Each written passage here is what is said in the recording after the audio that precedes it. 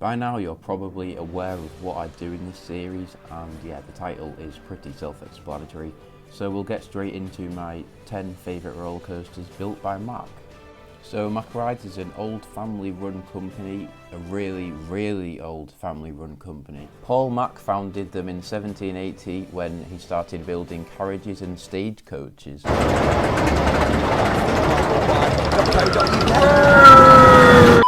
100 years on, they began to build these carriages for showmen, which started their involvement in the amusement industry. In 1921 they built their first ever roller coaster, but it wasn't until after the 1960s that they really started to come out of the shell.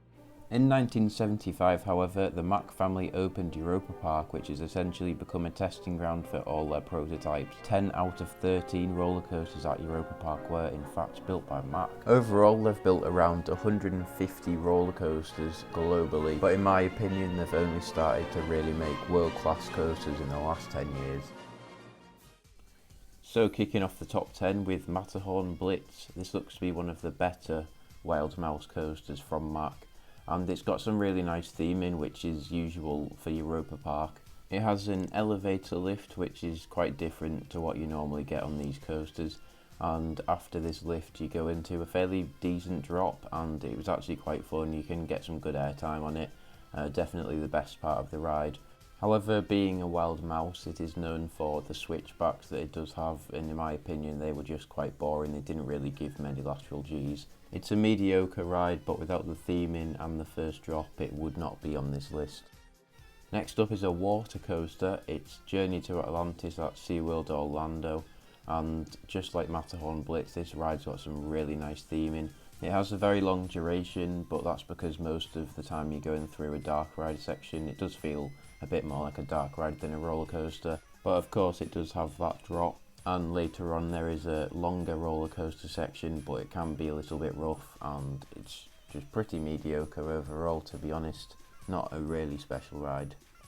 Next up is Pegasus at Europa Park, and this is a family coaster, but I think that it packs more of a punch than a lot of people would expect. I rode it on the back row, and with it having a long train, that does mean a lot. It has a pre-drop which gives the train an opportunity to speed up, and then on the actual drop you're getting dragged over that pretty quickly. So like I said, I rode on the back row, and the airtime sensation on that was really surprising. Some of these turns can give a little bit of positives, that's always going to be a good thing, but overall this ride's quite underrated. I don't think it's amazing, but it packs more of a punch than a lot of people think. Number 7 is another water coaster. It's Poseidon, also at Europa Park.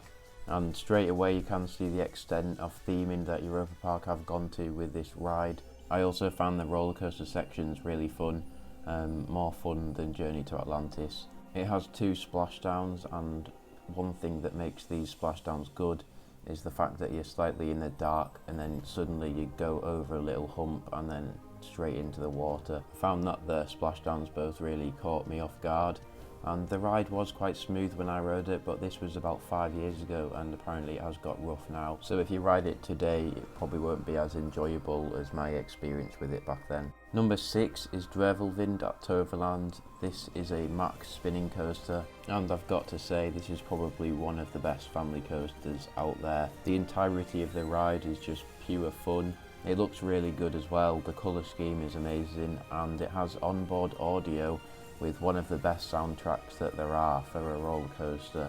The ride layout itself has some fairly intense helixes, and yeah, like I said before, it's just pure fun. And typically in Toverland fashion, it's got some brilliant theming as well. The station is absolutely beautiful.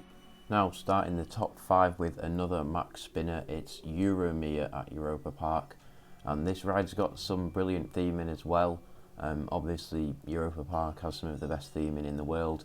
I do feel it is slightly outdated with it being an older ride. You can see that the track design is different to Dwervelwind, although it is the same type of coaster. And it's got a really good soundtrack as well, but I'm not going to play that for copyright reasons. I believe that it does have one of the longest ride durations in Europe, and that's probably because the spiral lift takes ages, but you are looking at theming whilst you go up that. The ride layout is quite intense as well, but yeah, it's just a really fun ride. Now for the third spinning coaster in a row, it's Cobras Curse at Busch Gardens Tampa, and one thing that I do like about this is the queue line. I remember it having some kind of pre-show, but the other thing I remember whilst waiting in line is that there are a lot of delays with this thing, and I think that's because of all the block sections there are, and also the elevator lift which has a switch track. But you know, for example, if one sensor isn't working, then they have to shut down the whole ride, and that's why the delays were happening. But now that's out of the way, on to the good things. Of course, it's a very long ride with all the block sections. It does have, it has a lift hill after which you go up backwards and then you spin round for the remainder of the ride. So yeah, it's very varied. The first section you do forwards, the second section you do backwards, and the third section you do while spinning. And it was just so fun, really, and that has been the case for all of the coasters in this list so far. They've not really been the most thrilling, but we are now approaching the top 3 and that will soon change. Number 3 is Lost Gravity at Wallaby Holland, and the first thing that you will notice whilst on the ride is how fast the lift hill is. It does not wait to take you up to the top. You're at the top before you know it, and because of that speed it's continued when you go into the drop, so you're whipped right down to your right, and it's such an amazing feeling. You get whip and airtime all at the same time, and it's by far one of the best drops I've ever ridden on a coaster. The ride does have some good theming as well. It's got some pyrotechnics and some water effects which happen as you go round. The ride can be a little rattly depending on what seat you're in. I think if you sit to the middle it's not too bad, but it's just such a good coaster. Number 2 is Alpena Blitz at Nigloland, and this was really my only reason to go to this park. So I rode this so many times. I think I rode it at least 11 times, and with that many experiences on it, it was enough to make me fall in love. The first drop is spectacular, especially towards the back. It has some amazing ejector airtime. Unfortunately, the restraints do clamp down a little bit in typical Mack fashion, but immediately following on from that you go into a very intense helix.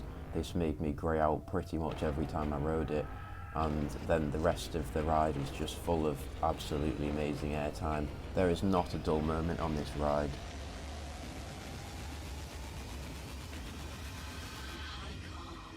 As many of you may have already guessed, Ikon is number 1 in this list. It's number 1 in a lot of other lists that I make, with it being my second favourite coaster of all time. In a nutshell, the ride just flows so well, the transitions are amazing, every element just feels so spontaneous, and it does have some good airtime as well. I would say the airtime on Alpena Blitz is better, but this ride you do feel the speed sensation as you are close to the ground for a lot of it. I think the pacing does slow a little bit before the second launch and before the brakes, but I think that's perfectly fine, because without this slightly slowed speed you wouldn't get the amazing hang time that you do get on the Heartline roll. And as for the pacing at the end, it's the only dull part of the ride, but in my opinion it does not take away from this amazing coaster.